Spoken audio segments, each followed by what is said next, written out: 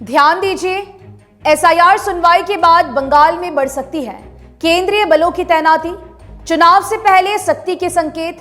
नमस्कार, मैं रियांशी और आप देख रहे हैं खबर समय। पश्चिम बंगाल में आगामी विधानसभा चुनावों से पहले सुरक्षा व्यवस्था को लेकर हलचल तेज हो गई है। स्पेशल इंटेंसिव रिवीजन यानी कि एसआईआर की सुनवाई के बाद राज्य में केंद्रीय बलों की तैनाती बढ़ाई जाने की संभावना जताई जा रही है।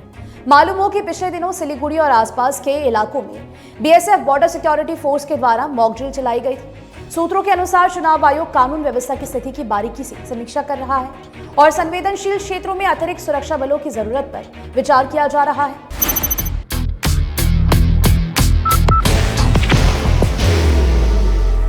There will only be one insignia. राज्य में एसआईआर की प्रक्रिया के दौरान कई इलाकों से शिकायतें और आपत्तियां सामने आई हैं। चुनाव आयोग का मानना है कि मतदाता सूची को अंतिम रूप देने के बाद यदि किसी प्रकार का तनाव या विवाद उत्पन्न होता है तो उसे नियंत्रित करने के लिए पर्याप्त सुरक्षा इंतजाम पहले से होना जरूरी है।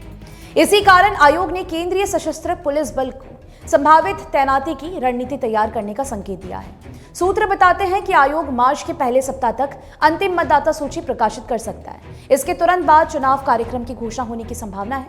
ऐसे में आयोग नहीं चाहता कि किसी भी प्रकार की हिंसा, दबाव या अव्यवस्था चुनाव प्रक्रिया को प्रभावित करे।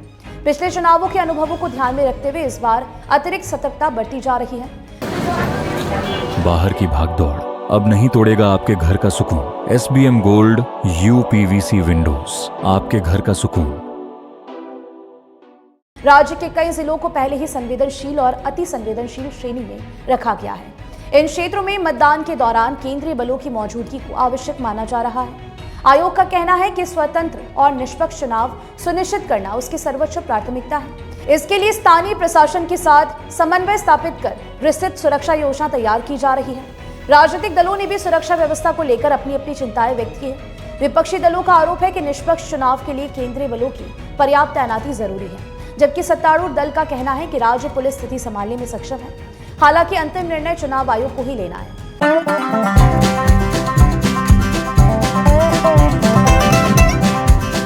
ड्रीमलैंड अम्यूजमेंट पार्क नियर फुलबाड़ी बैरेज, सिलीगुड़ी।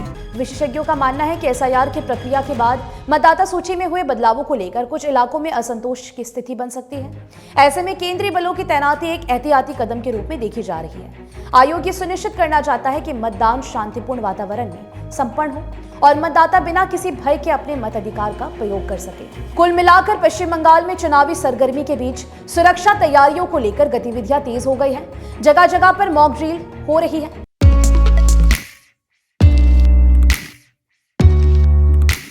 मनोकामना हॉस्पिटल, इस्कॉन मंदिर रोड, सेवक रोड, सिलीगुड़ी। अब सबकी नजरें चुनाव कार्यक्रम की आधिकारिक घोषणा और केंद्रीय बलों की तैनाती पर टिकी है, जो आने वाले दिनों में राज्य की राजनीतिक दिशा तय करने में अहम भूमिका निभाएगी। फिलहाल आपकी क्या राय है इस पूरे विषय को लेकर हमें जरूर से बताइएगा। मुझे दीजिए इजाजत। आप हमारी खबरों को YouTube पर भी देख सकते हैं। हर समय खबर समय। धन्यवाद। Nations march with pride, flags held high. Dr. Suborno Bose sets the vision. The YCO trophy is unveiled, marking the beginning of a global culinary journey.